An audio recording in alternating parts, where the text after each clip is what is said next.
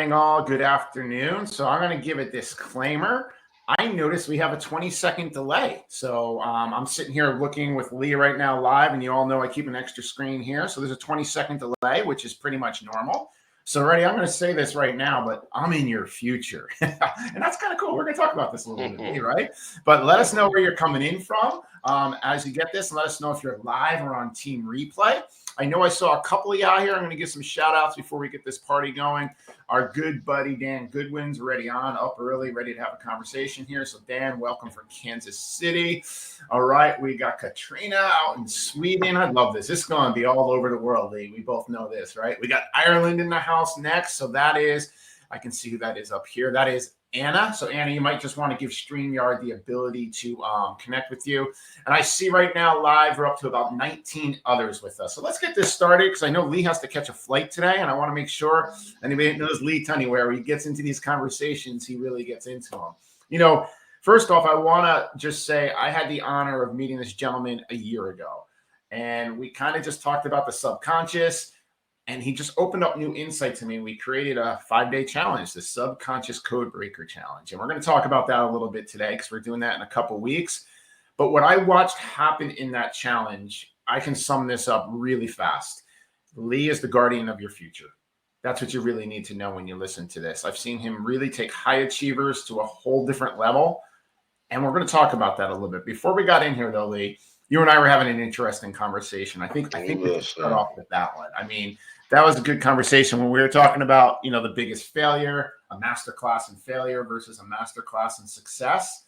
So why don't we start right there and talk about that? Like the differences between, what is it, failure, success, and, you know, maybe doing a masterclass on one of them. Well, I suppose a lot of people would say that success is hard. But really, failure's hard. But we make it look so easy. And if we want a masterclass in failure, I'm sure anybody could write down all the things they have to do. You've got to procrastinate. Yeah, you've got to have negative self-chatter. But the biggest failure of all is the recognition that we've extinguished ourselves out of our own life. We become the backseat driver or the backseat passenger in our own life, the understudy in our own life. And with words such as programming, conditioning, nature, nurture, as if we have no autonomy of self, that it's all been done to us, like we're all victims in our own life. And for some, that might be like quite a hard hit, might be what some might call a pattern interrupter. But I don't know how to play within the reality of other people's subconscious. What I mean by that is if they say what I'm expected to say, if I am nice with my words rather than real and truthful and honest, because I can't move anybody forward unless I'm honest, truthful, integral and authentic. Yep. What I do know is this, that every single person breathes for themselves, thinks for themselves, decides for themselves, feels for themselves. Everything they do will come from them. One of the sayings I've said for years, everything you do will come from you. However, if we blame programming, conditioning, our subconscious, society, circumstances, bear in mind the present we're in is the future we chose. We either chose it by giving up our autonomy to something or someone else. And the worst part about it is sometimes the people that put up with our dramas and traumas, the ones we blame and shame and guilt, if we actually looked from a different perspective, we might see the support they're giving us. But when we blame the closest people to us, do we shame the people the furthest from us? If we can't be honourable and integral to the people we blame and shame and guilt, I'm like this because of my dad, I'm like this because of my mum. Now we've got toxic experiences, as in the experiences that shouldn't happen to people, such as rape or abuse. They shouldn't happen, ideally, in a healthy world. However, there's still not a reason to give up our future for. If our past was our future, what use would our future be? So the point of it all, whether we're a victim of circumstance or a victim of our own failures, as in what we put off, what don't we feel like doing today, and we believe these feelings are so real because they're feelings and they haven't been taught to us. Yeah.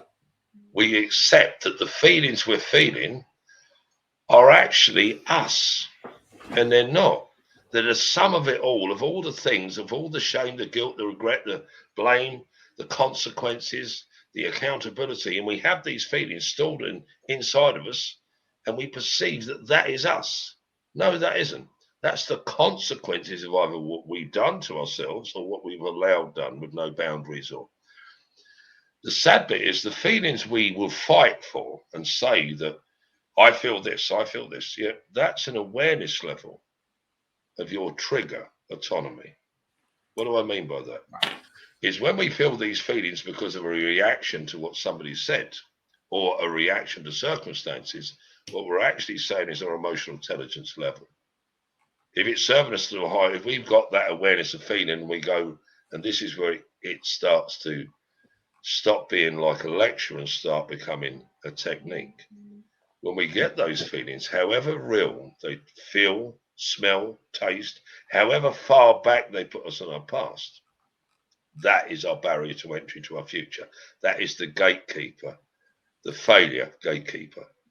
And we can excuse them by saying, well, it was my dad, my mum, it was this person, it was that person, it was the circumstances. We can excuse a whole autonomy because everything we do will come from ourselves. Everything you do will come from you.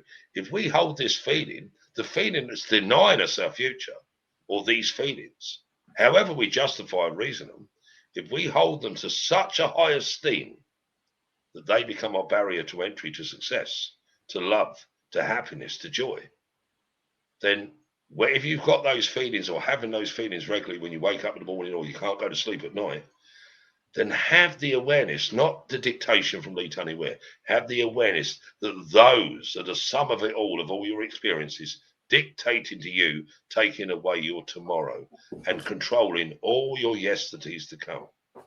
Imagine a place where all of that is just dissipates. A bit like dirty water becoming clean. Yeah. A bit like the purest smell you ever smelled, the happiest feeling you ever felt. Because all of these feelings are actually stopping you from having the true feelings you should be having. Expectations and judgments, living a future before, or living and experiencing the future before you actually get there. Having conversations in your head on behalf of other people and holding them accountable for your imagined communications. Because that's what we do. We actually, I'm going to talk to Chris. I'm going to tell him this, I'm going to tell him that. Or Chris is going to the party, but then I'm not going. I've already decided the party's no good because Chris is going. Why? Is it Chris or is it the feelings I hold towards Chris? But I'm holding, he always makes me feel bad. All right, he always makes you feel bad. So you have no autonomy in yourself. But Chris has such a superpower to control you. Or Chris doesn't do what I want him to do. That means Chris is no good. Chris is no good. Chris is no good because he doesn't do what I want him to do. Isn't that very controlling of me to expect another human who breathes and whose heart pumps to be the person I want them to be? And we think they're the problem. So there's so many different ways we can come at this. The guardian of your future, when we worry, when we're in doubt, when we're in fear, when we're in insecurity, they're all future feelings for something that hasn't happened yet. Now, if somebody is coming at us with a knife in real time, then we can be fearful, scared. We can be worried, but that's for external, real action. And that's really where fear comes into. But when we're in our imaginations, worrying about the future, doubting the future, what we're actually doing in the present is demeaning ourselves. Imagine every thought or every doubt or every fear that we have in our minds is a separate universe, a separate reality. So when we're in the midst of, well, I don't know what to do, that's a conscious thing. I don't know. It might mean that I have a feeling that's dictating to me that I do not have the choice to create the future I want, which is a lie. And if we believe the belief that isn't true, because if beliefs were true, they'd be called the truth. If we believe the belief that the future is already our destiny, all we've got to do is look at our statistical data in the past to see that we have a worse future coming. We got the past to prove it. But the past is where we've been, not where we're going. If the past was so real, so true, then what use would your future be? So the reason some would call me the guardian of people's futures, because the future you want is there.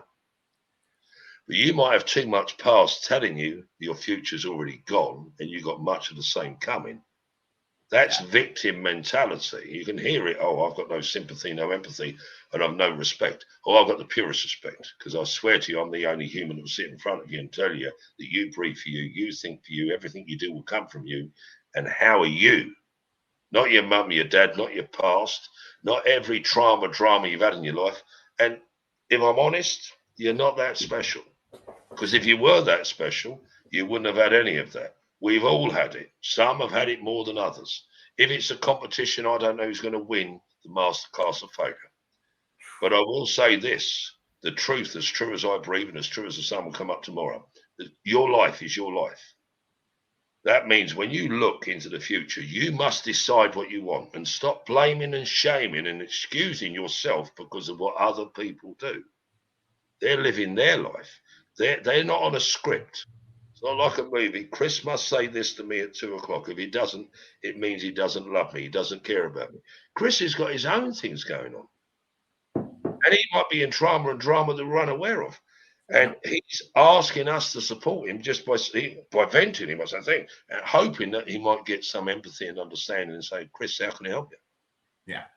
He might be too proud to ask. There's so many different ways we hide from reality. Yep. You got to hear that. I hear that. The last bit is this, is when we're showing up with a mask on, when we're not autonomous, not authentic, and we're showing up within the landmark of triggers that other people have.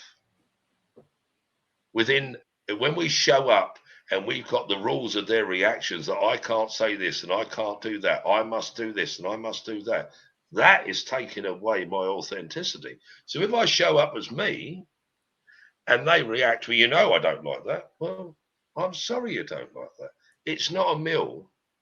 I've made a lovely dinner and I'm being very honest, true. Just because you don't like pepperoni pizza doesn't mean to say I don't have to serve pepperoni pizza. If I have to go through life or I make others go through life just to please me, am I that valuable that every human that I ever meet has to please Lee Tunney-Ware? Do I have to have people show up exactly how I want them to? What I want them to do is show up with the raw core them. I might say, yeah, that was a bit edgy, but at least I know I'm getting authenticity. But if they're showing up behind a mask just to fulfill me, and then they go behind my back or behind your back, and they start talking about us, and if you're doing that, you have bought into the programming and conditioning that you do not own that breath. Wow. You do not own the future. You have took your future every time you disrespect another human. If you hold somebody to account, different autonomy. But if you're behind somebody's back, slating, blaming, guilting, and shaming them, and what you're actually telling to somebody with emotional intelligence and awareness, I have no control in my life, and I blame Chris, Lee, John, Frank because of it. When you get those triggers should be an internal part of you going, you got the immature triggering. I can go, Chris shouldn't have done that. Or I can go, this is where I need to work. Now, work is external. It might be development. It's not growth. Growth is a plant, a child growing. When we're adults, we're growing. But we talk about growth as if it's emotional. But nobody's ever seen emotions. They've seen the reactions of emotions, but they're not emotions. And this is the point. The triggers we have are not actually our anger or our response. Because if we break it down to fight, flight, freeze, reaction or response, they're the 5 choices we have. Yep. I haven't got any autonomous choice. And it goes back to, well, we evolved. I don't know whether we evolved or whether we come from God. If we come from God, we ain't got the primeval. Some people with these feelings can go and murder somebody, go to a court of law and get away with diminished responsibility. That means, I mean, even the courts do not hold people to account. Yeah. Their breath and their heartbeat are their actions, that they believe that the subconscious is so negative that it will even take the life of another human. However, it's not the subconscious that's negative. If everybody's breathing out, your subconscious is serving you well. If everybody's like every part of them is working for them, yeah, and they're able to like do most things normal human beings do, their subconscious is doing well. It's not their subconscious that's the problem. It's actually their conscious excuses and reasons and blames and shames and guilt and regret. And even worse, when they talk to their friends and their friends confirm it, they just made reality. Not just me that thinks it, you know, it's Chris. When we create that reality and we concur, we actually create the boundaries and the comfort zones that other people should play in. Take autonomy of your future, choose the future, and take every bit of noise and distraction and blame and shame and guilt away, even if your feelings are screaming at you. If those feelings ain't serving you, do you want them? No, definitely not. Do you want the future, the worry, the doubt? Bear in mind, worry, fear, doubt, insecurity, if it's got no real substance, is the absolute truth is negative manifestation. If anyone believes in manifestation, then please accept that when you worry and you're in doubt and fear or concern, you're actually creating a future you don't want. That's the universe serving you because that's what you've asked for. Whether that answer's about being the guardian of your future, Chris, or about the subconscious, so much there. But in what I do, I don't play within the rules because the rules are what confined us in the first place. Absolutely. I don't know what your principles and values are, Chris, or what your rules are. But when somebody says to me they want to be successful or they want a better future, I take them at their word. Yep. That means I don't care if I pull them screaming, yeah, fighting and clawing from their past, yeah, into their present. Yeah, I will say, do anything to make them move. And I will lock horns with them. Because if they want to protect their past, they don't need me. Yep. If they want a better future and from themselves, I can't carry them to the finish line. What I can do is call them that vessel that is them inside that body that they perceive is them. That vessel that is them, I'll call it to the forefront so they can show up, take the mask down, not blame, shame, or guilt anybody, because they have to stand firmly up on the inside. Some people are laying down their little toe. And that's not because they're bad. It's just that possibly somebody didn't come along and serve them. I'm very real, very truthful, very honest. And what I do know, there's no excuse, reason, experience, trauma or drama that a human has had that can't be solved. I've worked with people who come back from war zones. I've worked with people that have been gang raped. I've worked with people in every walk of life, from addiction right the way up. I've never found another human on this earth that couldn't move once they decided. But the first thing they have to do, if anybody takes anything from this life today, is pick the future they want. And they hold on to it with every heartbeat and every breath. Because we've been showing up fake sometimes, wearing a mask, yep. When we say that future to our friends or family and they don't deny it, and we then turn them into the toxic person, they're not toxic.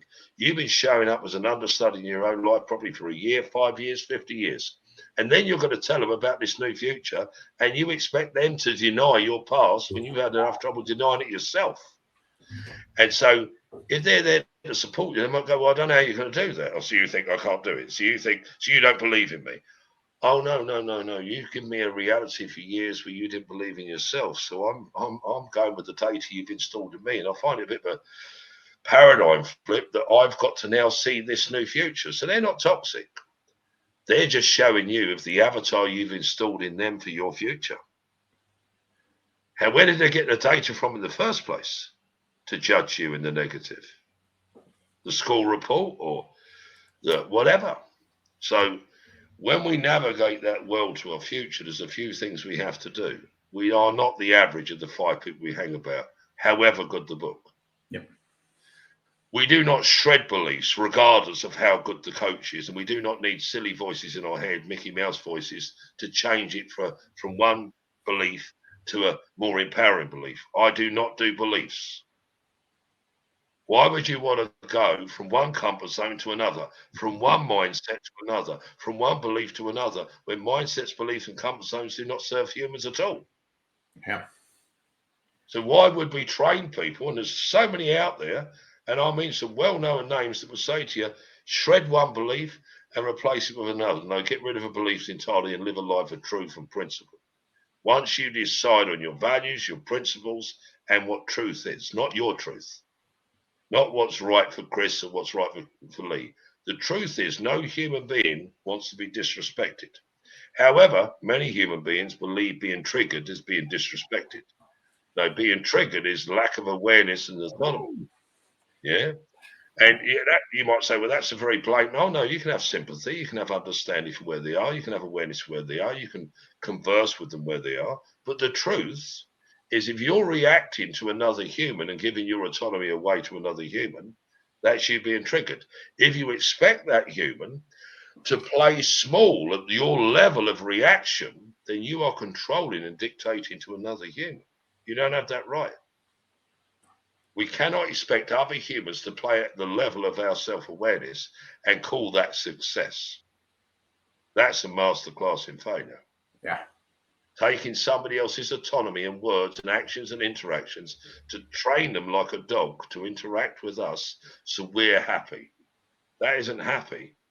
That's taking away the whole sense of life, the whole sense of love, the whole sense of emotion, the whole sense of empathy.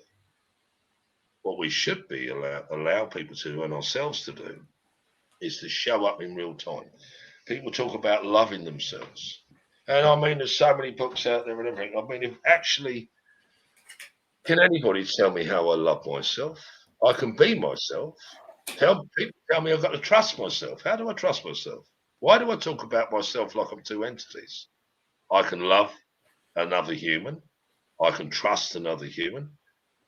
But if I need to trust myself, then I've got two parts of me. One part that distrusts me and one part that needs to trust him. How can I? That's where we split ourselves into like these two fragments of yin and yang, positive and negative. We're one entity. However, we might be a spirit and a consciousness. And the consciousness is fighting with spirit and the spirit's fighting with consciousness. And most times in reality, consciousness wins. It's that has the power. And it's not a power that controls another human. It's a power that has the insight, the ascension to know that you don't control another human. You're not here to control their autonomy, their thoughts, their biology. What you're here for is to have a true spiritual connection. And as a coach, a trainer, my job, what do I do? I take all the junk off of your spirit so you can see your future and feel it, taste it, and then I'll hold you accountable to it. And if you tell me that you want success and then you try to deny yourself, yeah, there's a few in my challenge that I won't allow them to deny themselves. You told me you're going to do this. If the words mean nothing, then why do we use them? But when we utilize them, I'm going to do this, future-based statement. When? January 1st, 2024. What time? 12 p.m. Yeah, what time zone? Irish UK time. Where are you going to do it? Who's going to be there? Yeah. Who knows it's going to happen? Who's going to serve you? Who's going to support you? Well, Chris won't. Oh, did you ask him? No, I know he won't. Oh, you haven't even asked him, so you decided on his behalf. Well, I'll show you, and then I'll go and ask Chris with the energy that disconnects me from Chris. So Chris is going to say no, so I can verify that Chris is a bad person. See, I told you when I asked him. But how can you, if you're going in just with data, words, with no spiritual, emotional, empathetic connection, then what we're actually doing by expressing, we're taking a vibration from our cells of sound with energy, and that hits Chris's physiology, and Chris's physiology responds or reacts to the signal I've sent. So I'm not even speaking to Chris, I'm speaking to his response, reaction, fight, flight, or freeze, and his past. Where if I can speak to the human, that's the entity that sits inside the human body, the subconscious, yeah, it's not sub, it's not below anything. Freud said it was below. He deemed it the subconscious. The reason being he was trying to delve into another human's emotions and feelings and understandings. Why would they do X? Why are they allowing X to happen? And a lot of people ran with it. You took out Darwin, you wouldn't have primeval instincts. If you took out Darwin's uncle, you wouldn't have Darwin. If you took out Darwin, you wouldn't have Freud. Because Freud got a lot of his information from the evolution sect. Now, if you went to Jung, Jung took it from the God realm.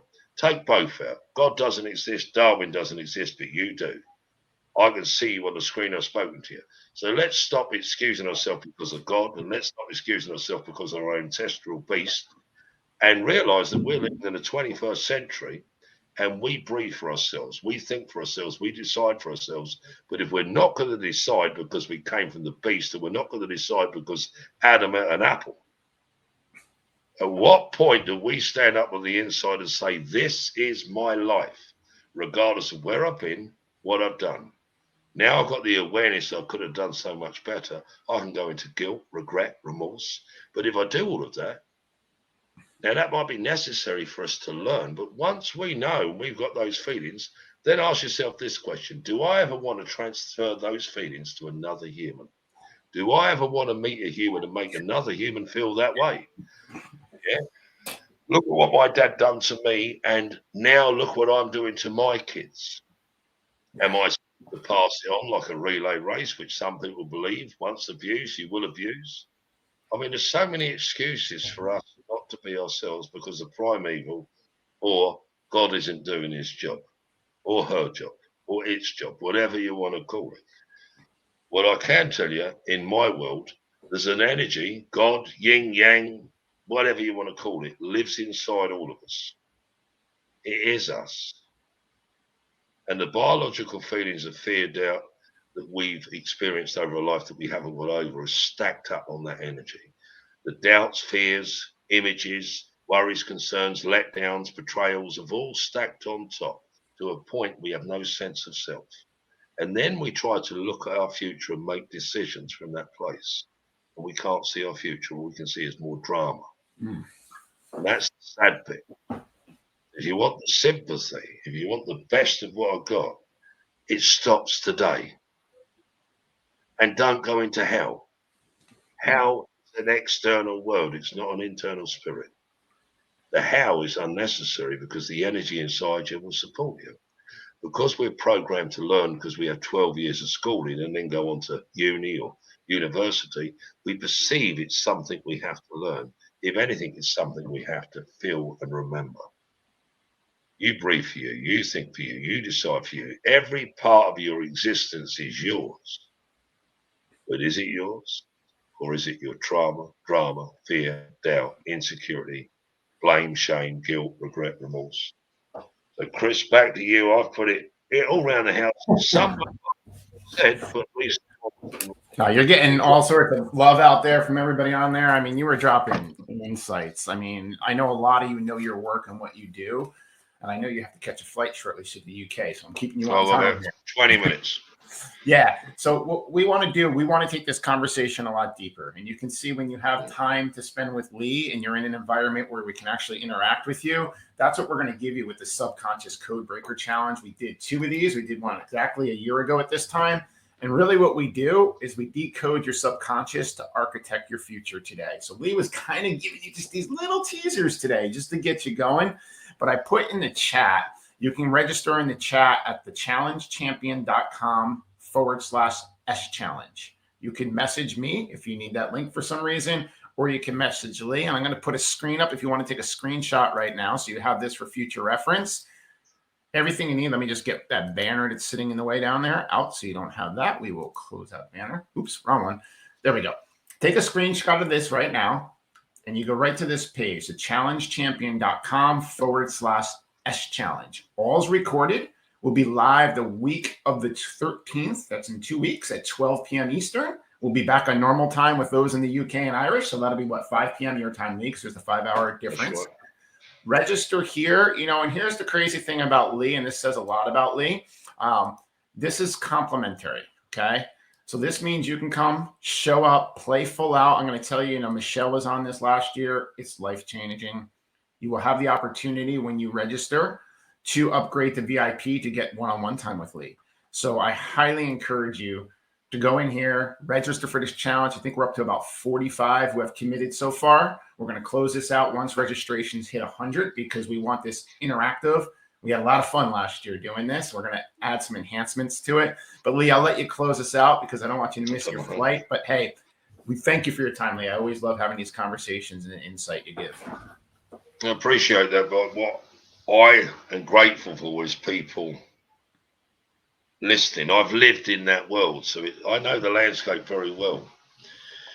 I'm dyslexic, yeah, and I come from a broken home, a lot of different experiences in my life, and most people in my world expected me to fail. There was nobody that would have saw my future differently. And I had to look at my future in the front seat of a Datsun 120Y at about 3 a.m. in the morning after about 3 months of sleeping on the front driver's seat. And when you're laying there and you feel like your whole future's gone and there's nothing you can do and nobody cares, now whether that's true, whether that's false, but that's how I felt at the time. And I was waiting for somebody else to change my life. I was waiting for God to show up, or even the devil, perhaps. I felt that bad. I mean, something's got to show up, something's got to change. And then I realised the change starts with me. But I went from sleeping in a car that I couldn't put petrol in, parked in Rocher Store's car park in Galway, that had been parked there for 3 months, and the security guard used to knock on the window. You're still here. I told you got to move this. I've got nowhere to move it, mate. I've got no petrol. Can't you get a mate of yours that's pushing down the road with you saying, I ain't got no mates? You talk about Billy no mates, I was Lee no mates. To the point of that, I felt sorry for myself. I don't know how to feel sorry for myself now, because if I feel sorry for myself, I'm actually putting myself down. I can interact with reality, and reality shows up. I realise that I'm going through life like a car in traffic. But there's so many other people in the world. There's stoplights, there's pedestrians, there's dogs, there's buses, there's lorries, there's trucks. There's so much happening at certain times of the day, and they're not holding me up. We're just in the same place at the same time. But sometimes we blame the traffic lights, we blame the pedestrians, we blame that woman with the shopping bag who's walking across, who can barely put one foot in front of the other because life has put their toll on her, and we're in that space, like everybody's showing up to destroy us. And just by us having those feelings, we're actually creating the reality and reinforcing it. We're actually buying into a reality we don't want. Imagine you didn't judge another human. Oh, you can hold a human to account to their future. What's in your past? Yeah, perhaps some of you need to forgive yourself and let it go. I don't know who hasn't made a mistake. I've made loads. Some I would be very ashamed of, knowing the person I am now. Loads of the things I've done and mistakes I've made.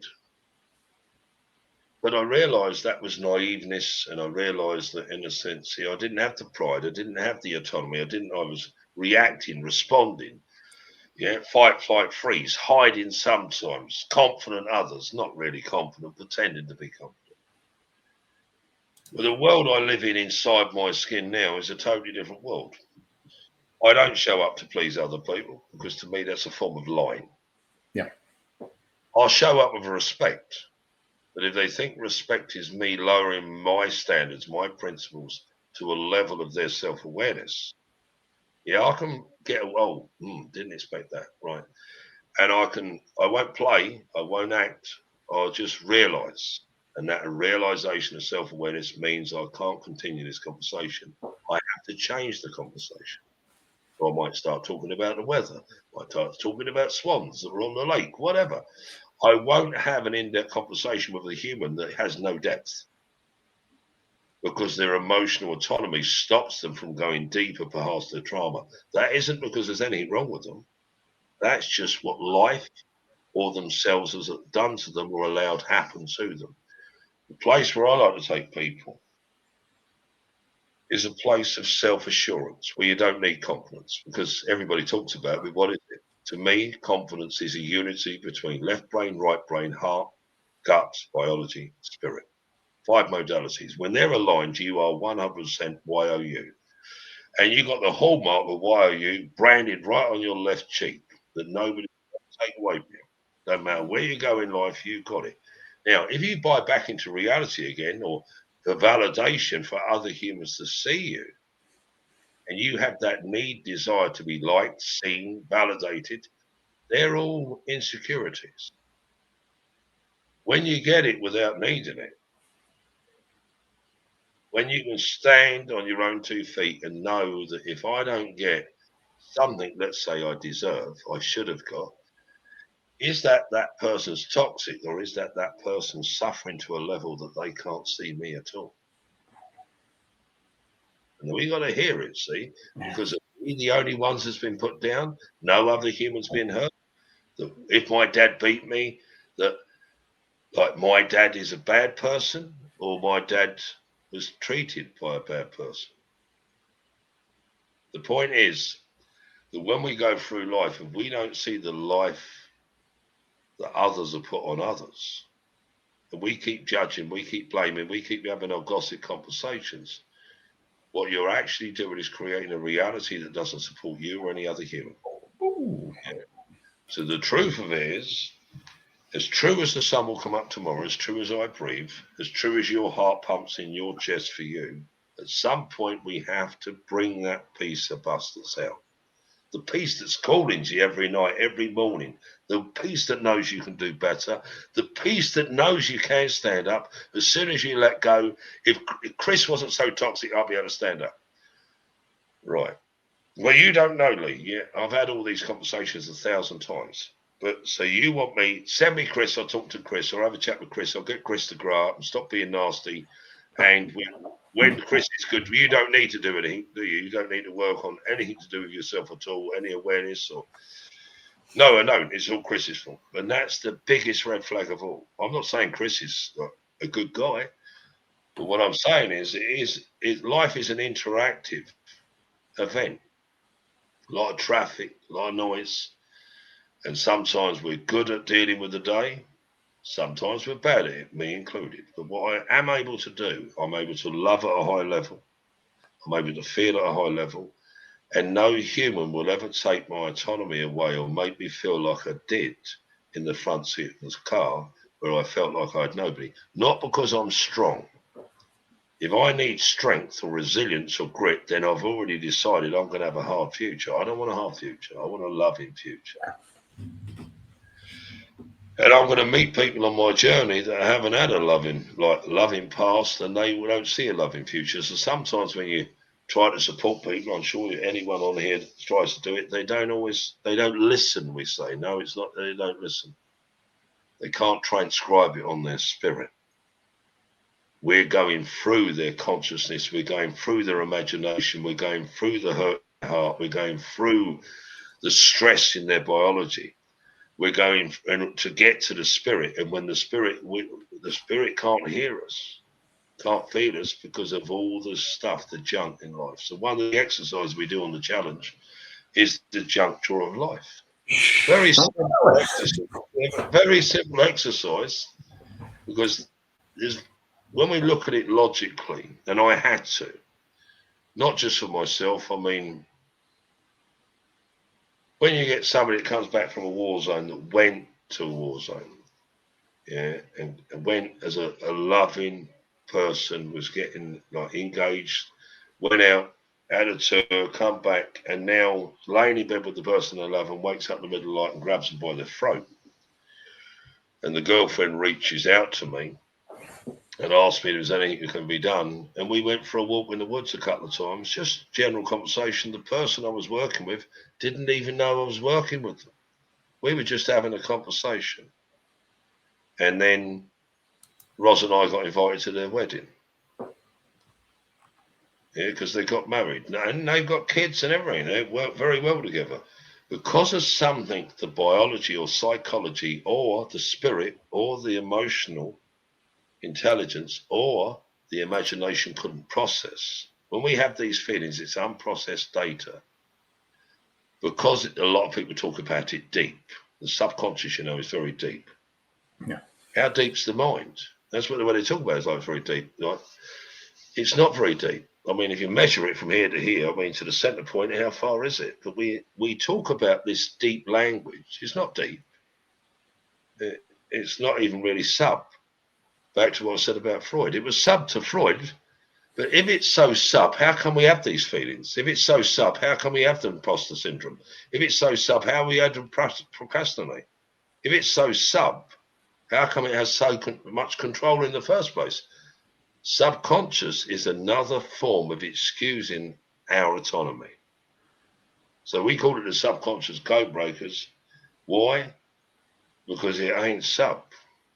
That's the biggest belief we're going to crack. Yeah. It's you. Yep. And if it's sub and you're conscious and subconscious, well, why do I feel this? Well, I don't know. So it is sub. No, it's a feeling that doesn't have a language. When you feel it, what do you think?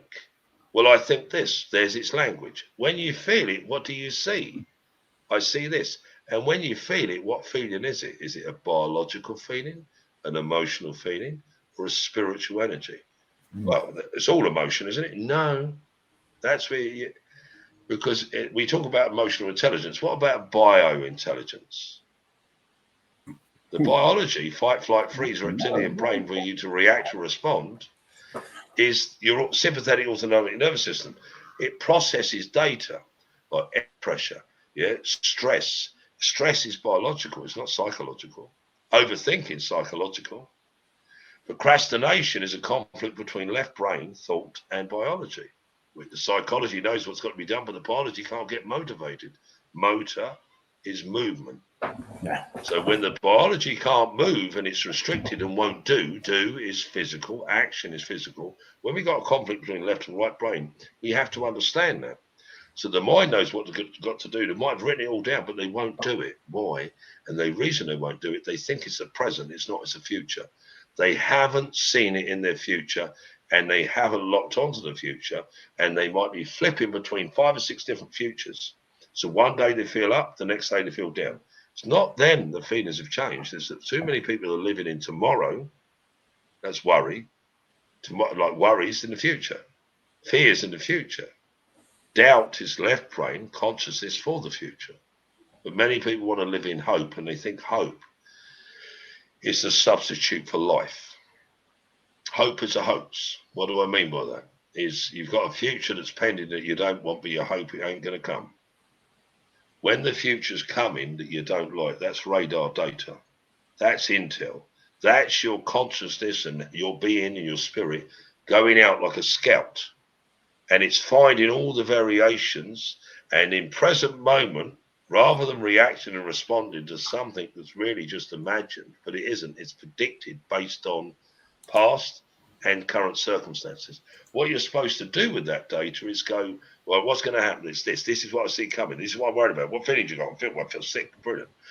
What do you mean brilliant? Well, brilliant. Now we know what data you're feeling. Do you want that future? No. Brilliant. What do you want in its place? You want sick feelings? No. What feelings do you want? I want these feelings. Brilliant. That's not possible, isn't it? What do you think happens when you ask somebody, give me a memory in your past that's below the surface that gave you the right feeling? Give me that feeling now. Now, when you're in that feeling and you look at your future, does it look the same? No.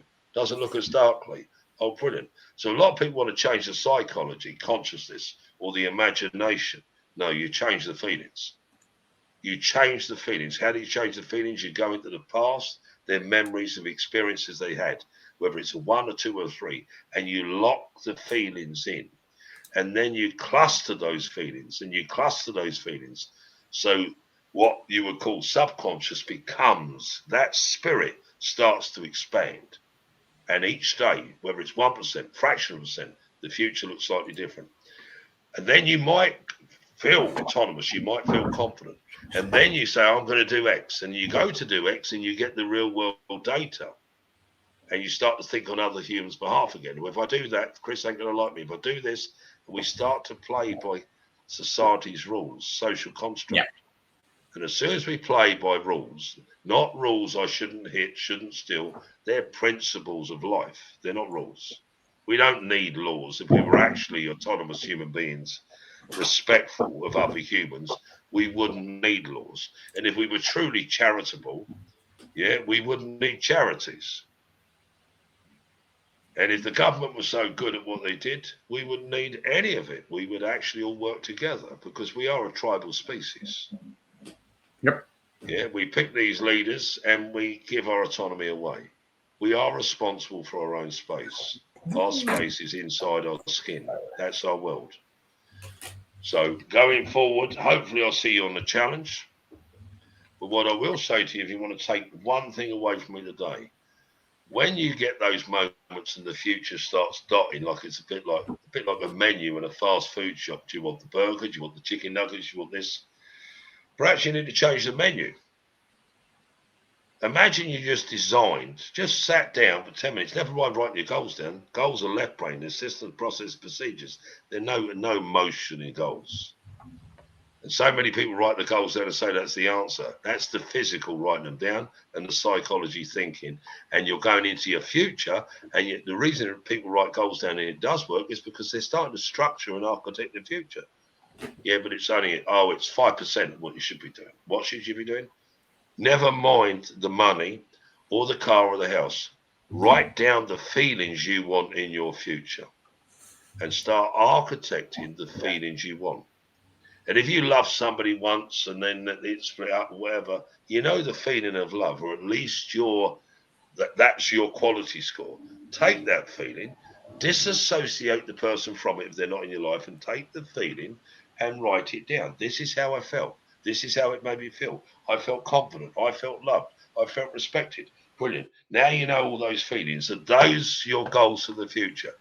Feelings like that, but much better without the betrayal, the letdown, or yeah, brilliant. Now we know what you want. How do we get them? That's a good question. How do you get them? It's your life. Tell me. Well, I think X. So you think X, right? So you don't know. Thoughts are just like snowflakes. We can have thousands of them. What do you know is true for you? Well, I know by hanging about with people like Chris, they excite me, which is spirit. I know by doing adventure, that excites me. So what would happen if I love adventure, I love skiing, I love photography. Imagine if I hung around with people that love skiing, love adventure, love photography. How would I feel? I'd find my tribe. Yeah. Now, and then it might say, well, my wife or my partner or my husband isn't interested in any of those things. Well, that's fine. Do they have to show up exactly how you want for them to be loved by you? Can't they have their own hobbies and interests? Have you got any hobbies and interests? Start designing the feelings you want. And this is the hard-hitting one. Stop excusing yourself and believing and accepting and disrespecting. And this is where it's going to sound really hard, like I'm banging a nail in. Is the highest form of respect is me not buying into other people's drama or trauma. That might sound like I've got no sympathy. I can give you sympathy or I can give you support. Many have had the sympathy. How's it served you? You're still in the same place, same in the feelings. I got more empathy and sympathy than you can imagine. My heart's bigger than London. However, if you need the future you want, I can't give you sympathy. I've got to give you results. I can't allow the empathy to become the barrier, the gatekeeper to your failure. Oof. Yeah. So, yeah, will I play nice? Yeah, and will I support you? Yes. If I feel you're disrespecting your future, will I tell you? Yeah. Will I tell you like to a high 10 sometimes, or I'll hold you to account? If you tell me you want a better future and you want a better self and you want to stand up in your own autonomy, I won't excuse me, but I won't allow you to excuse you. I'm Lee Tunney-Ware. I take what I do very seriously. When I say seriously, with every breath I do. And the one thing I will never do is play small for you. And if I play small for you, I can't support you. I can't take you to a future And bear in mind, success is easy. It's the failure that gets in the way that makes it hard. But if it wasn't worth going for, it wouldn't be called success. It would be called easy. Who would want easy? Well, anyway, Chris, I'm Lee Tunney-Ware. I'm going to go and catch a flight. Hopefully, I don't need to let sit on the naughty step. Yeah, but I do take what I do very seriously. If you want to change your life, and I mean it like I mean my own name, Lee Tunney-Ware. True as Yeah. things I can. If you want to change your life, come on the challenge. It's free. You don't see the power you have, not the ability I have in 5 days. If you don't see the power you have in 5 days, I'm not here to validate me, prove me, justify me. But for the 5 days of that challenge, I'll verify you. I'll hold you to account for what you want. And I'll make you feel yourself and see yourself, realize yourself probably for the first time in your life. If you doubt yourself and you're in fear, doubt, and insecurity, I don't care what excuse or reason you got, come and play out, play full out. Cut the cord of life that's holding you back and step right into your present. And I'll help you architect your future with some tools, techniques that have proven over and over again. Chris, I'm going to love you and leave you, my friend. Yeah. Take care, everybody. Wait, this is good insight, everybody. Lee's got to catch a flight, but I see a bunch who have signed up. Tom Carey, shout out. I get the alerts as we do this, Lee. So we also got Donna McCullen. I probably said that wrong, but shout out to you. Julian, congrats for joining us. We have Grace, thank you. Grace Lou, and the list is coming on. So one final way as we close out here, take a screenshot. I'm going to share this right now. So if you're like, hey, where's all this stuff again? I'm going to take this off the banner, and I'm just going to close this out. So you're not going to see Lee and I anymore. We're going to disappear in the background here. Oops, wrong button. Hold on, Chris, got to fix something. There we go. Take a screenshot of that. Go to that page, thechallengechampion.com/S-challenge. The second, Kasana right here. I'm just going to put this on there. I know I said your name wrong probably, so you can yell at me when you're in the challenge. Right here. Okay, here you go. Take a screenshot of what's sitting on your screen right now. Go to that webpage. Also in the chat, I once again dropped the registration just as I'm talking with you all right now. If you're watching me on Facebook, just hit me up on Facebook. I'll make sure you get this. And please post this on your LinkedIn. I see a bunch of you asking us. Guys, I will tell you, I know you're not seeing Lee and I right now, but I want everybody to take screenshots of this because this is impactful. We promise you this will be a life-changing week. I've done this challenge now. This will be the 3rd time with Lee. We have nonstop testimonies of the value that people get out of this challenge. But we need you to come and play full out with us. You need to put all the baggage behind and show up your authentic self.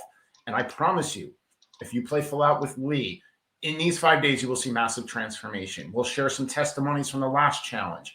You'll probably see me share a testimony next week of an individual who we watched in, what was it, Lee, under 3 minutes? Or was it under 5 minutes, that transformation? I forget.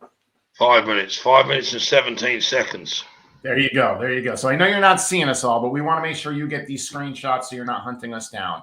So please share this, do what you got to do, get in this challenge, bring family, bring friends. It's going to be an awesome week, an hour a day, all is recorded. And I can tell you, I've been around Lee a lot. You might want to put a little extra hour on your hour just because we get into insights. But we'll keep the content to an hour, that I promise. But I know Lee's heart, and I know each day will be a little bit more in value at the end if you can stay a little longer with us. So we're going to sign off. One more time, take this screenshot, share with friends. Those that have signed up, keep an eye on your messages. We're going to be sending some emails out over the next week, get everybody together, and we'll do a pre-challenge call next Friday. So we thank you all for your time today. Lee, thank you for your genius. Thank you. Have an awesome flight. Stay on with me for one more minute, Lee, and I'm going to turn this off for everybody. Thank you all for